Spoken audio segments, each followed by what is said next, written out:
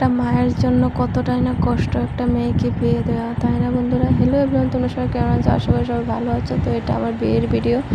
তো মা সকাল সকাল অধিবাস করে নিয়েছিল। তো এই যে দেখো আমার জল ভরার বিয়ে, সবাই কত ডান্স করেছে, ফুর্তি করেছে, কিন্তু আমি পারিনি।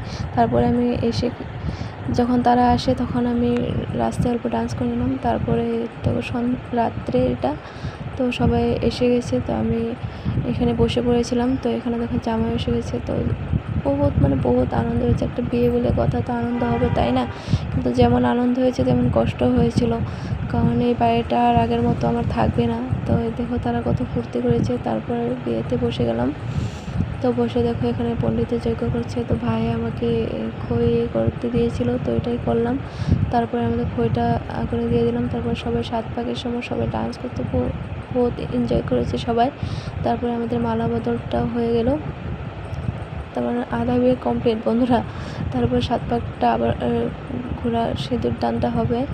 তারপরে এখন আমরা সবাই বহুত আনন্দ করছে। তো আমাদের এখানে দেখো আমার সিঁদুর দানটা হয়ে গেছে।